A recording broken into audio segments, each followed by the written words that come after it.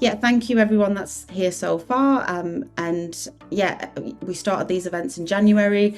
First one was really well received. So essentially just a place to sort of check in with our customers, give you a bit of an update on our roadmap, and talk about things that are sort of happening with us and things that might benefit you in the future. So this particular session is heavily focused around PCI DSS 4.0, which Phil from Data Protection People is very kindly joining us today to talk about.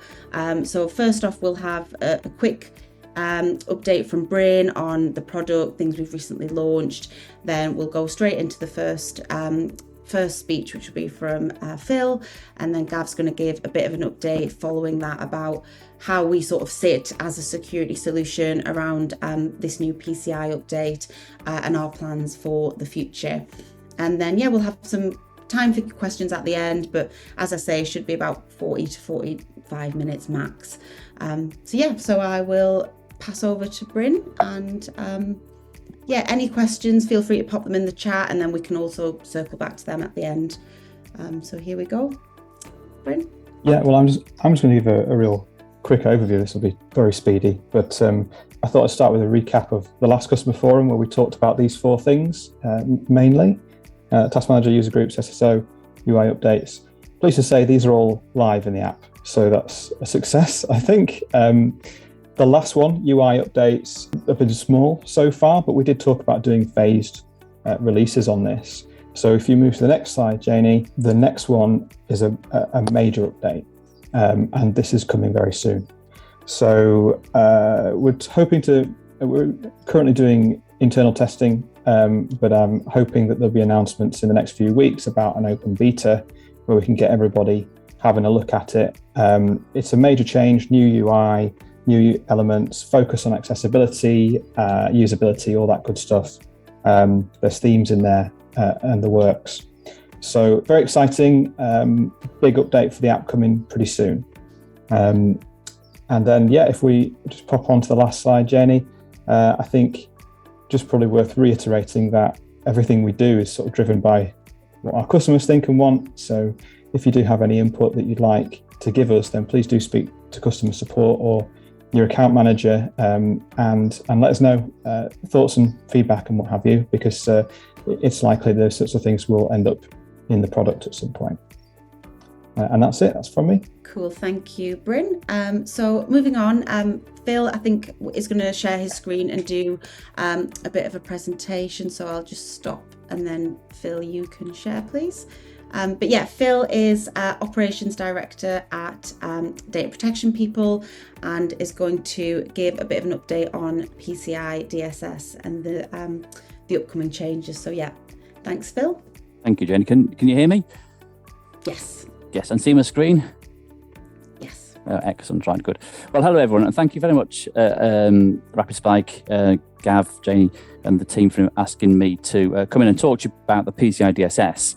I don't know how much experience or knowledge you've got about it, so I'm going to cover off a bit of background and then go into some of the changes that are occurring. There's quite a lot of changes, so there's 58 changes in fact, or 58 new requirements, so even if we spent a minute on each one, we'd be at least an hour talking through them. So I've only picked out a couple, but hopefully it's just to give you a flavour of what it's all about.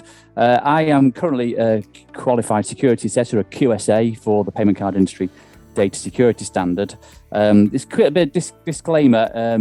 If I can get my screen to work, how does that work? Like that, it works like that, I see.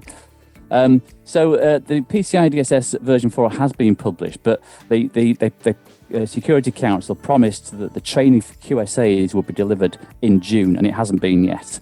So some of what we can read in the documentation, we're having to interpret, and there's some bits missing, some definitions missing. So at the point of kind of this discussion, this is best endeavours to give you chapter and verse on it. But until I've been through the training, which isn't available yet, then some of it might be open to interpretation. So therefore, I might change my mind on some of this stuff.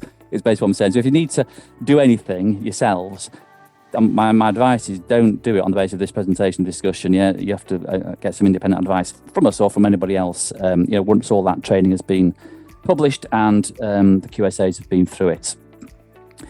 So quick again, I don't know how much people know about the PCI DSS. It's the payment card industry's data security standard. So it's a standard. It's a set of rules that you have to adhere to if you're handling payment card data. So that's credit card data, debit card data. And it's not law. Generally, it's a contractual arrangement between a merchant, i.e. somebody selling something and taking card payments, and their bank, or their acquiring bank. And so it's not law, it's a contractual relationship. If you have to comply, I mean, if your bank tells you got to comply with the PCI DSS, then you need to comply. If they don't tell you that, then then I assume there's either no requirements to, or they don't really know what you're doing. But as soon as you start applying for card handling facilities, then you're likely to get asked to comply with the PCI DSS. And of course, with COVID, there's lots and lots of merchants who are now taking card payments that wouldn't have bothered to do that previously. So there's been quite an upsurge in people taking card payments. And if you don't comply, obviously because you're not the law, then there's no kind of breach of the law. But if you don't comply, or you're found not to comply, let's say you have a breach, and you'll be aware that Marriott had another breach this week, but a breach a couple of years ago of their payment card data, then you're deemed to be in breach of contract with your bank, and they'll implement penalties. So that's generally fines, and they'll increase the costs of you processing transactions. That's how they punish you until you come back into compliance. How will they know if you comply? So every year, every merchant has to complete an attestation of compliance. That's basically somebody saying, yeah, we've had a look at all the systems and processes and people and technologies, and we're attesting that they comply. Now, this is a little bit complicated because if you're deemed to be a level 4 or level 3 merchant, then you would attest to your compliance through a self-assessment questionnaire, an SAQ. And if you're a level 1 merchant, you have to have an external qualified security assessor, such as myself, data protection people, coming in on site and conducting an assessment. Now, we're obliged to have a look at a sample of every technology that's in place, and a sample of every facility and every team, and so on and so forth. So we have some national retailers that we work for and do their ROCs. And we have to go and have a look at their data centers. We have to have a look at about 20 out of their 400 shops. We change where we're looking each year. And we have to have a look at a representative sample of all the technologies, the people, the processes that are being used in the payment card environment. And if you're a level 2 merchant, it really depends what the bank thinks. The bank will either say you can self-assess, or they might say you have to have a ROC from an independent QSA. And I think that might depend on the complexity of the processing, the number of payment channels you've got. So how do they know that you comply? Well, somebody has to attest to compliance, and that's either you or it's an external security assessor such as ourselves. And finally, in the kind of Q&A, what kind of things are in the rules? Well, the PCI DSS has 12 requirements. So it's broken down into 12 things, and then each of those requirements is subdivided into more detailed requirements. It's very prescriptive, or has in the past been very prescriptive. And as security assessors, we are told what to look for and how to look for it when we're doing our assessments. So there hasn't been much flexibility in the past. So this is the new high-level overview of these 12 requirements, and this is the old or current overview. And you'll see that actually in practice, not much has changed, but there's subtle changes. So in requirement 1, we're looking at maintaining network security controls, not just firewall configuration. And we've got this change here in requirement 3 from protect stored cardholder data to protect stored account data. Now, there is no definition that's been published yet that I could find of account data, so I'm not entirely sure what that actually means. And you'll see here that they're still using the term cardholder data, so it must be something different to cardholder data. And so that on the surface, there's not many major changes to the requirements, but actually when you get under the skin of it, there's quite a lot of change in the level of detail and a few new requirements that we have to comply with. So how this works in practice is it really depends how what payment channels you're using as to which requirements apply. So I'll try and expand that out. This is a table of the security self-assessment questionnaires, the SAQs, that you would need to fill in as a merchant. So if you are only using approved point-to-point encryption devices that are being properly installed and configured, then the station of compliance for that payment channel would be using SAQ P2PE. And if we were doing a report on compliance, then we would only be testing that environment against requirements of P2PE. If you've got no network segmentation, you've got lots of traffic flying all over your network, and you can't demonstrate that any of these other SAQs would apply to you, then SAQ-D is what you need to complete, and that has more controls applicable to it. As an example, when I first started dealing with the PCI DSS, which was 2008, I was working for Everton Football Club at the time, and we had systems that were handling cardholder data, databases, ticketing systems that didn't have encryption built into them, and it was all whizzing around the Everton network. So we had to complete an SAQ-D for that channel, which took about 20 days worth of work to do the assessment. What we try to do, and what the PCI Security Council is encouraging everyone to do, is to de-scope your payment card environment. So they're trying to take a risk-based approach. And if you're on SAQ-A, then you've got fewer controls to comply with, and therefore any assessment you're doing is cheaper than if you're on SAQ-D. I'll try and illustrate it a bit more. So this is the number of requirements that are prevalent in each of these questionnaires. So SAQ-D has got 250 controls applicable to it, whereas SAQ-A has got fewer than 50. I think it's 27 that apply. And of course, if you have any form of assessment, it's people, it's cost, it's time, and therefore the trick is to not only save money by de-scoping your payment channels, but also it's eliminating the risk as well. So a lot of the emphasis has been to eliminate the risk and to reduce the cost of compliance. SAQ-A is if you had e-commerce and all of that e-commerce is passed over to an approved supplier who's also PCI compliant, via an iframe or a direct link to their payment gateway, then SAQ-A would be applicable. Obviously, there's no traffic then going across your website. So again, the trick is to try and de-scope it.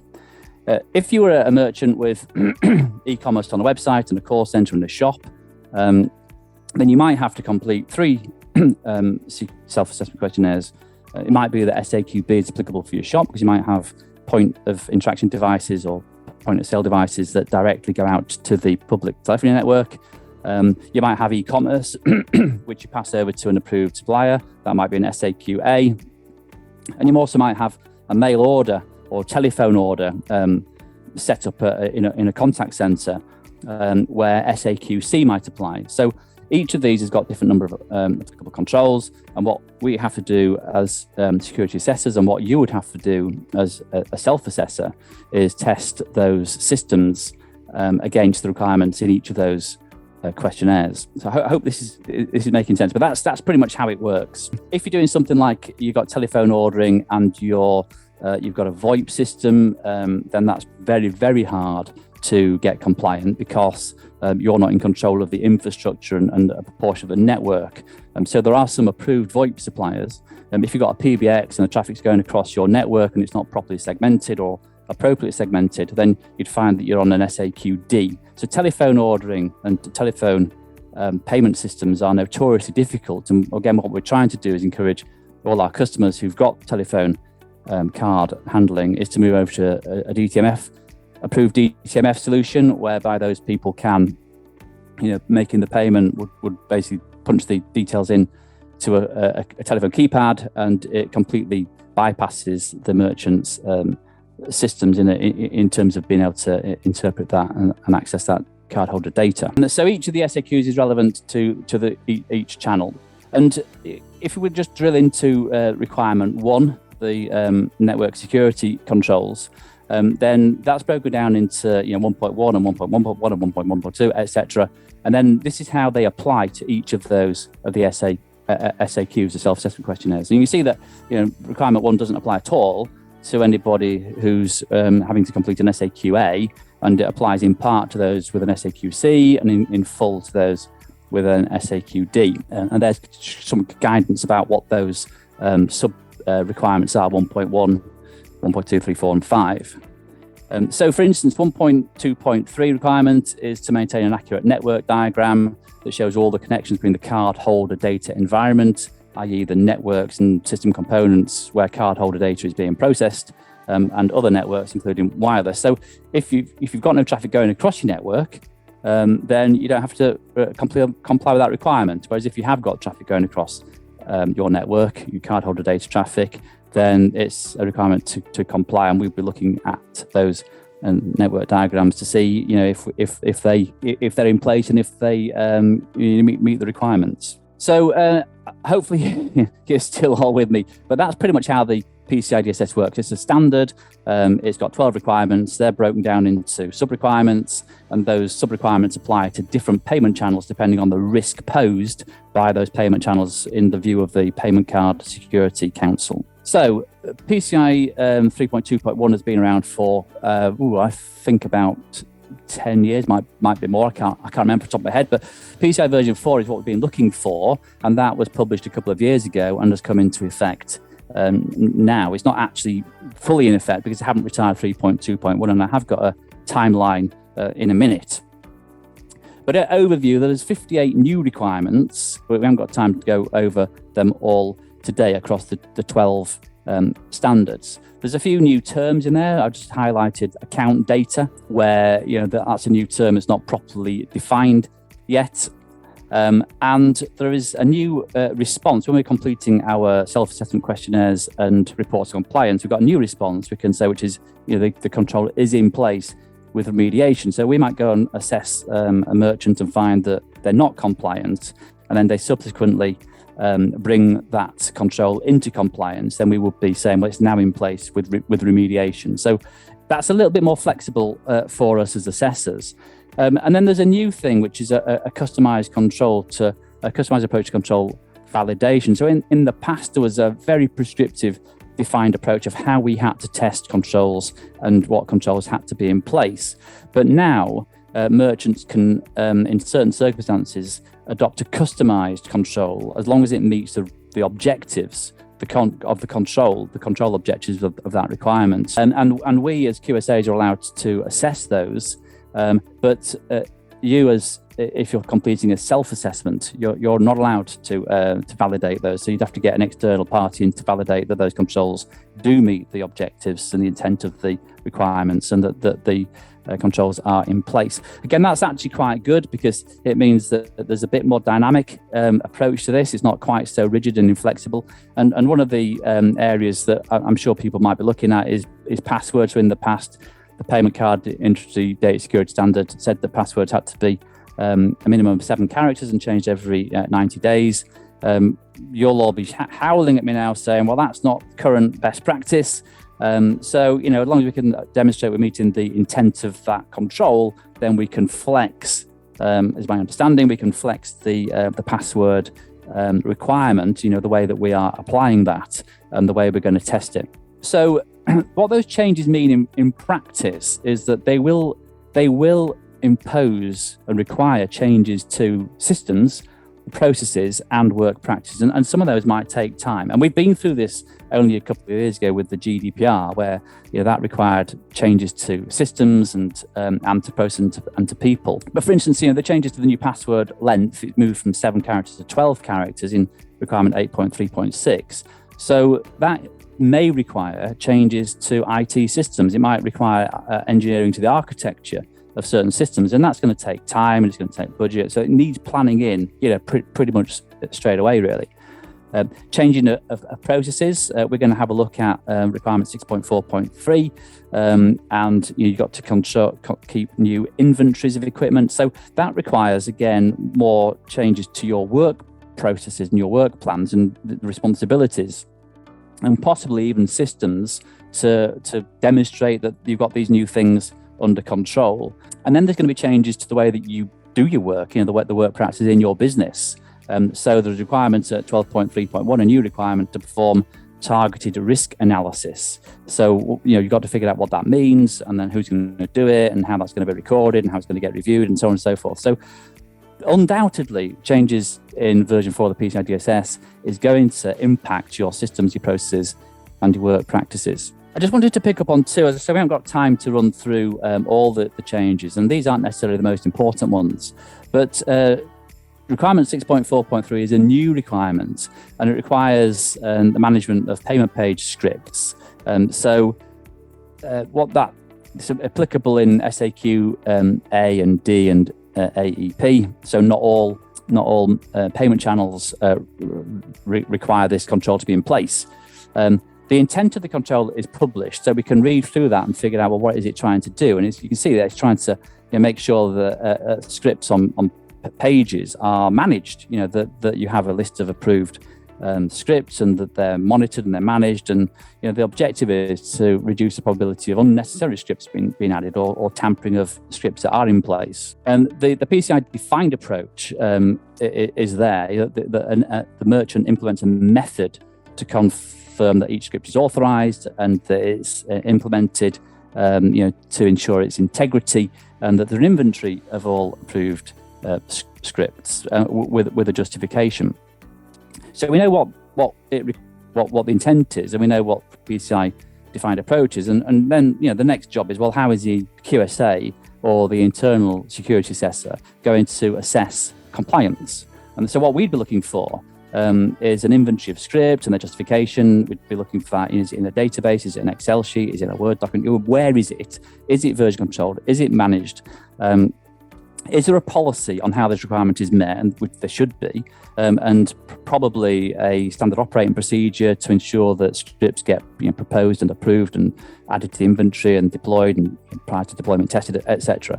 We'll be looking there for what techniques a merchant has got to implement it to prevent and monitor and detect and alert if there is any tampering of scripts. So that's what we'll be doing, and when we're on site, we're actually looking for that evidence. So it is, show me the policy, show me the procedure, show me how this thing works. Let's tamper with a script, or you tamper with a script, and show us that monitoring and that detection, that alerting is actually working. So that's what we're doing when we're on site, which is why some of these assessments take literally days or weeks to conclude. There's another new control which is worth looking at as well, which is 11.6.1. It's very similar. So again, this is about trying to monitor tampering of unauthorized modifications to HTTP headers and the content of payment pages in the consumer browser. Again, applicable to SAQ A, AEP, and D. Again, the intent of the control is published, and the defined approach is published as well. Now, it could be that we can work on a customized approach to how that control is met. And as assessors, again, we'll be going in to a merchant, and we'll be having a look at how the controls have been implemented. What type of work practice have you got? What policies and what procedures and what tools have you got to actually achieve the intent of this control? And I know that there's a lot of detail to the controls, the new controls, and fortunately the documentation that has been produced, which is when we go on site, we have to fill in a 420-page report. It's a very rigid prescriptive report, and each control is specified out and the testing procedures, and then we have to fill in the evidence, complete the evidence of how we have measured compliance against that requirement. So that requires a bit more detailed discussion. But there are all these changes, and they are going to impact you. In terms of the timeline, so this keeps getting delayed. You'll see here Q1 official release of the training. Sorry, Q2. The training was meant to be completed in June. It's slipped back to July, the provision of the training documentation. But the intention is to retire PCI DSS version 3.2.1 Q1 2024. So I don't know whether that's the 1st of January or the 31st of March, but effectively it gives you up to 18, 19 months to get everything assessed and checked and tested before the current version gets required. It gets implemented, and you're required to comply. Now, some of the requirements are currently best practice, and I wrote a security awareness policy for customer this last week, I think it was, and I wrote it to comply with version 4, and I highlighted that certain aspects of the policy were best practice until the 31st of December 2023, which is what the PCI, the information says. But again, if we can start readying ourselves for version 4, all the better, really. And if we can start modifying our policies and our procedures to incorporate the new requirements, then that's really what I think we should be doing. So I think the next steps, if you are a PCI DSS compliant merchant, you're going to be affected by the changes, and you really need to assess, what that impact is going to be. What payment channels have you got? What payment channels you might be planning? What are those requirements according to those payment channels? The various SAQs that we discussed, and you've got until Q1 2024. I'm assuming the end of March to make the transition. What really you need to be doing is a gap analysis. What's the impact on your systems, your people, your processes? We need to start planning and implementing the changes to those people, processes, and systems, and what's the ability to evidence meeting those new requirements. So that might require a mock assessment, or a mock ROC being done, or a mock SAQ being completed. And in the meantime, there's going to be more information that's being released by the Payment Card Security Council in respect of training and guidance. So kind of watch this space, but overview, this is here, it's coming. It's going to impact you, and the sooner you start assessing, what those impacts are going to be, I would suggest, the better. We're happy to help. We're one of 16 QSA companies in the UK. We're licensed to operate in Europe, and we've been all over Europe assessing petrol station processing in Poland and Spain and France, and retailers in Milan and Greece, and all sorts of things. And if you've got an international operation, then we team up with other QSA practices in Australasia and North America and South America, those other jurisdictions, so that you can have kind of a one point of contact and then a seamless assessment process. So I know that was probably quite quick, and I apologise if it was. A lot of people struggle to understand the payment card industry data security standard. I think it's good. I think it's easy to understand, but then I've been working for quite a few years. But if you've got any questions, either fire them in now or fire them over to Janie, and we'll happy to help and have a look at them for you. Perfect. Thank you, Phil. Yeah, really interesting, and be interesting to see if anyone does have any sort of initial thoughts or questions. As Phil said, yeah, feel free to drop them in the chat or shout out now, or alternatively at the end. I think Gav's going to do a bit of a speech now, and then at the end we'll come back around to a Q&A. So yeah, thanks again, Phil. If you could, I'll share my screen now, so if you could swap me back over, please. I think you just need to stop your share. Yeah, I need to find my mouse first. Where's my mouse? There it is. Thank you. There you go. Yeah, so over to you, Gav. I don't know whether that slide that I've literally just slipped it. This is the sort of thing I'll do to Janie. I'll actually just put a slide into the presentation that hasn't been there at any point. So apologies for that, Janie. Is it there? It doesn't matter if it's not, because I'll be able to talk through it. No, it's not. It's fine. Don't worry.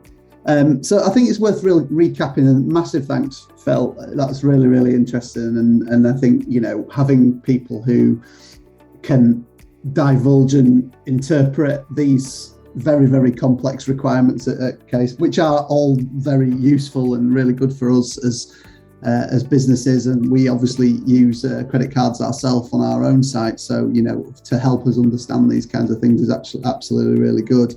One of the things that it's probably worth recapping RapidSpike and what we did before this even came about. I mean, British Airways were attacked in 2018. One of our guys in the team said to us, I think I can detect these kinds of attacks using the RapidSpike solution.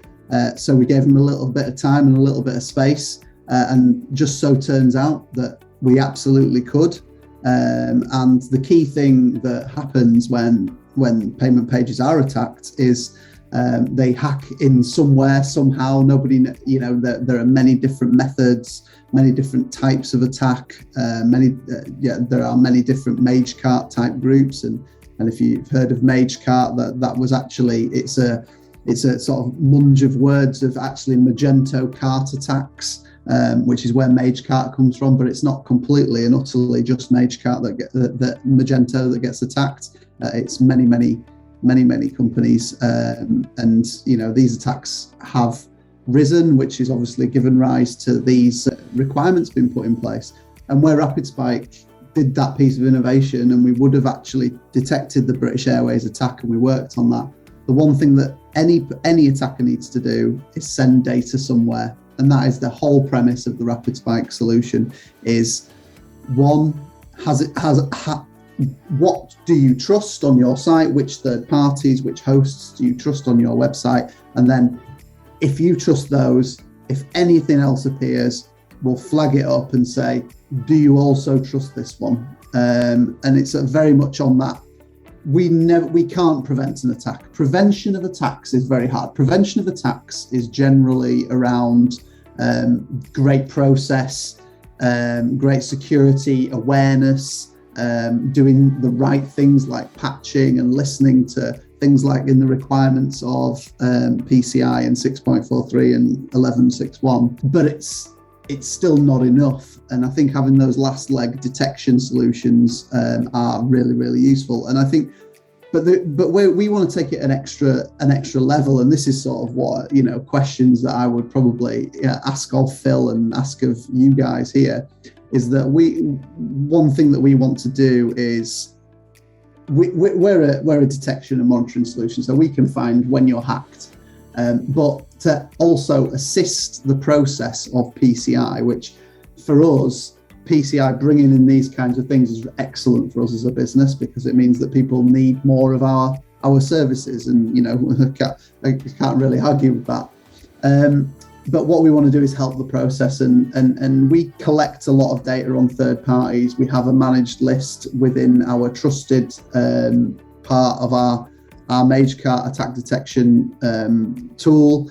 And actually what we want to do is provide an SAQ, and obviously for A and AEP, and by definition D for e-commerce. So e-commerce providers have a report that they can lay their hands on very immediately, which will not only list why they're using trusted third parties, but track changes, any errors in CSPs, those kinds of things that should be really helpful to organizations. So one of the things that we're doing is maneuvering some budget towards and development time towards this, because we've got a great solution which covers a good part of this. But I think one of the things that maybe we need more of is the audit side of being able to lay your hands on something to say, this is our payment page, these are our payment pages, these are our third parties, this is when they were added, these are the changes. And this is how our CSP is currently working, because even CSPs are hackable, and we want to be that last leg solution to say, if all else fails, and 95% of all security breaches, so I'm told, are human error. If all else fails, we're there to catch the baby. And obviously utilizing organizations like data protection people to make sure that process is robust, and that they hold you to account on that. So I'm hoping that report, that kind of thing will be of interest to people, and will help their security teams with proving that they've fulfilled 643 and 1161. So yeah, that's all I was going to say, really. Perfect. Thank you, Gav. So just moving on, I know that we're sort of coming up to that 40-minute mark, so I won't take too much more of your time. I know it's pretty hot and it's a Friday. But yeah, does anyone have any questions for either Phil or Gav? Now would be the time to ask that, really, or you can always message us after too. Questions are always tough, aren't they, on these things, especially on PCI as well. I suppose it's still, as you say, Phil, it's still not quite fully confirmed, is it? Well, it's in its infancy. I mean, it is, the requirements are fully confirmed, but some of the interpretation of, everything's always a little bit open to interpretation, particularly around the customized controls piece. So that is coming along. All I can say, but the requirement is there, published for people to see. It has been subject to lots of consultation. I mean, years of consultation. This is about 2 years delayed, I would have said. I'm really interested. I absolutely echo what you're saying about, this is all about any audit. And I audit a lot of GDPR, I audit a lot of data protection stuff, and I audit a lot of PCI and some 27001 stuff. And all the time, what we're looking for is evidence. Show me, that these things are implemented. Show me these things are working. Show me these things are monitored. Show me these things are reviewed. Show me these things are tested for their effectiveness. And that requires a process, doesn't it? And it requires hearts and minds winning in organizations, whether it's GDPR stuff, appointing processes, or whether it's, I'm monitoring, and maintaining an inventory of scripts. It's all down, and you're quite right, the human error, human failures are the common denominator in the vast majority of breaches, personal data breaches, or serious security incidents. And even those are technological breaches are usually, there's an element of human error in there. Like, the password got hacked. Why? Because it was a bad password. Systems got broken into. Why? Because the vendor default passwords weren't changed. A human error, in my opinion. Anyway, I get off my soapbox. I could be here all day. Yeah, well, I just found the requirements really interesting because we all sat around as a development team. Not me, obviously, I don't develop anything. But we were talking about subsource integrity checks, and that's just gonna. I'm not sure the actual requirements really understand the gravity of that, because that's going to be really hard. Well, yeah, but the people that write these standards don't really care, how hard they are to implement. I mean, you look at aspects of it, and you think, well, that's rock hard to implement and rock hard to keep in place, and it is. But and actually being PCI DSS compliant doesn't mean you're immune to breaches. Marriott, part of the mitigation for Marriott and the ICO's fine, Information Commissioner's fine, was that they'd had 3 QSA assessors sign them off as being compliant, when in fact, they weren't. Now the public information says that was taken into account when the fines got levied. But the people writing the standards think this is a sensible control measure. Let's write it in such a way that it can be tested, and then let's just put it out there, and then it's up to us, you and technologists and business operators to make sure that we design work practices and buy systems that meet the requirements of those controls. But it's a moving feast, isn't it? The data protection laws changed, ISO 27001 has changed, the PCI has changed, Boris is gone, so maybe the data law won't change again. But the whole thing is a moving feast, and the threat landscape's changing all the time, and your organizations are changing all the time, and the new technologies they want to use to extend our ability to take payment cards and process data. So that's why you're in business. That's why we're in business, because people they've got their job to do of running their business, and they need external advice as to how to interpret these rules and apply them in a pragmatic way that's cost effective. Yeah, no, absolutely. No, thank you for that. Right, well, I think do you want to wrap up, Janie? I don't think anyone's got any more further questions. Yeah. Thank you everyone for attending. I'll send through a survey, and that'll give you a chance to sort of give any feedback, but also ask any questions if you do think of any later on. So yeah, thanks again, Phil, for speaking. That was great. And thanks, Gav, as well for your talk. Thank you very much, Janie and Gav, and have a good weekend, everyone. Yeah, have a great weekend. Massive thanks. Thank you.